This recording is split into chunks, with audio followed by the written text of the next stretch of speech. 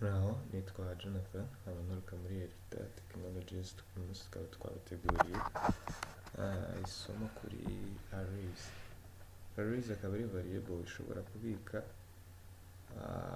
values nyinshi.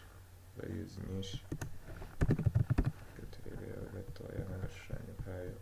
Ubusanzwe variable isanzwe none tuvuge yitwa A, iragenda ikabika muri memory, igafatamo agapisi kangana gutya, akaba ariho ishira value zayo, value yayo kubera ko ari imwe. Hanyuma noneho array yo iragenda igakora agatable, ikagenda ariho igenda izibika. Hanyuma kugira ngo ubashe accessinga zino values zose, kubera ko urumva niba ifite wenda izina rya B kandi hakaba harimo value nyinshi zigiye zitandukanye, nuvuga B ntabwo yapfa kumenya iyo ariyo. Niyo mpamvu dukoresha ama index. So ukavuga index ni nka formula, zigomba guhera kuri 0, 1, 2 gukomeza zigenda zigera, ariko zigomba guhera kuri 0. Bivuga ngo element ya mbere muri array igomba guhera kuri 0. Hanyuma nk'ahangaha turamutse dushatse ku accessinga, wenda tuvuga hano harimo 1, 4, 6, like 2, nuko nguko. Hanyuma noneho nshatse ku accessinga 2, navuga ngo B, gashiraho square brackets, ngo 3, ni ukuvuga ngo ahangaha na accessinga cyangwa nkayassigninga nkayiha value runaka.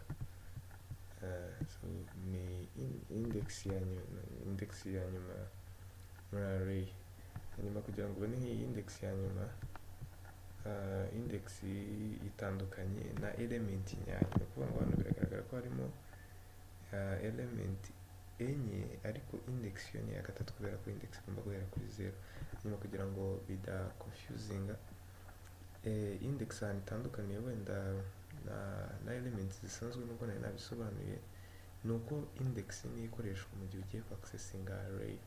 Ni ukuvuga ngo niyo ikoreshwa iyo ugiye ku accessinga ikintu. Umuntu uza gukenera muri array yawe kugira icyo accessinga, uraza gukoresha ya formula ya index kugira ngo ubashe kubona icyo kintu, kubera ko utapfa kubya accessinga zose icyarimwe ukoresheje B, cyangwa ngo upfe kuvuga ngo ndashaka this one, iyi ngiyi ndayishaka,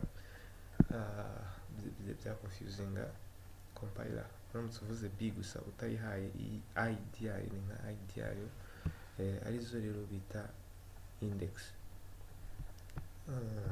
Hanyuma reka turebere hamwe example, reka tukore iyi array twari tumaze gukora 1462. Turabikora muri JavaScript, ariko concept ni zimwe. Uko uramutse uyumvishe gutya mu zindi programming zose uragenda, ni syntax ihinduka, nta kindi gihinduka. Hanyuma reka declare array yitwa R, irangana na za value twari twakoresheje 1462. ubu ngubu tumaze kwishyira muri memory nk'uko iyi ngiyi imeze.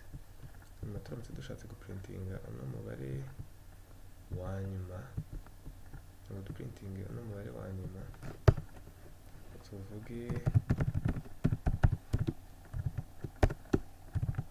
reka wenda dukoreshe nk'uko tubibona, tuvuge ngo wenda umubare wa 4, kubera ko ari uwa 4. Turebe ereri iza uko ibivuga. Tubwira ko iriya undefined, iriya value turi gushaka accessinga, dukoresha 3 ariyo index, kubera ko twahereye kuri 0, 4, 6, 2. Ubona ko baduha yuko value iri muri memory kuri index ya 2, kuri index ya 3, niyo nanditse ni 2, niyo value iriho. Mbega muri memory, muri variable ya R, in this case twakoresheje r. Hanyuma ni ukuvuga ngo nuza kujya muri ya array ukarebamo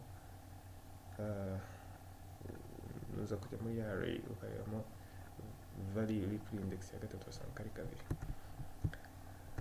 Ikindi kintu gikunda guhita kigendana na array ni loops, kubera ko twabonye ko loop igufasha kugenda executinga cyangwa ukora ibintu inshuro nyinshi utagombye kubyikorera mu buryo buri manuel. Niyo mpamvu zikorana cyane na array, kubera ko utapfa kuvuga ngo wenda niba nshaka kugenda nongeraho gatatu kuri izi element ziri muri array, ntabwo wagenda ubikora mu buryo buri manuel.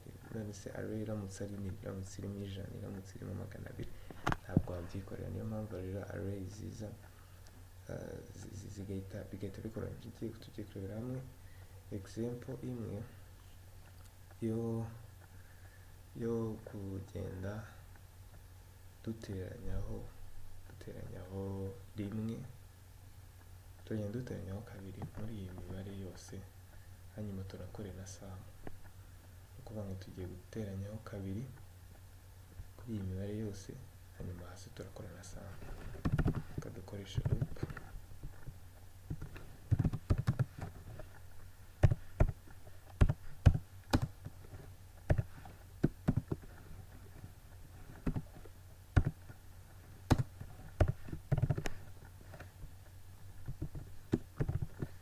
Nyuma loop irahera kuri 0, nyuma igende yari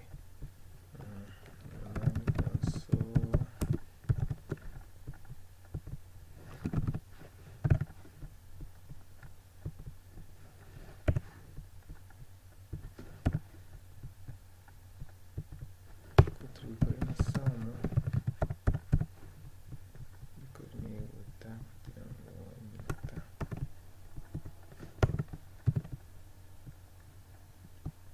Hano nkoresheje i inshuro ebyiri, kubera ko i tuyideclare muri loop.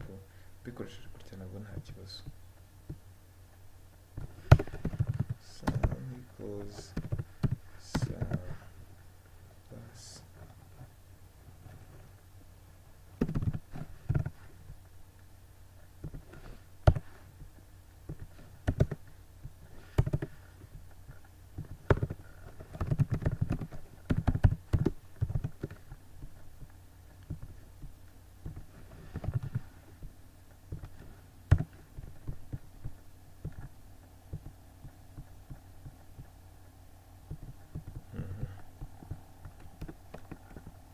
hanyuma nk'uko twari twabibonyeje ukuntu muri episode zashize ukuntu loop igenda ikora.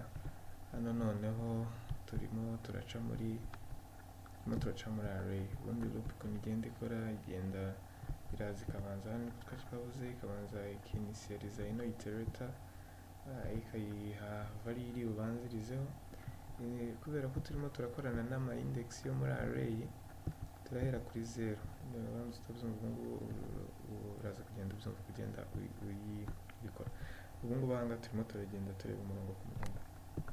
Nyuma turahera kuri aka gapart kamwe ko muri loop, yabanza yivuge ko iri buze guhera kuri 0, hanyuma imanuke, kubera ko nibwo ikimara kuniseriza. Aha ngaha ihaca rimwe, ni inshuro imwe gusa ihaca, hanyuma igahita yinjira hano muri statement. Turavuga ngo ngwino print, twabwira compiler easy printing kuri screen.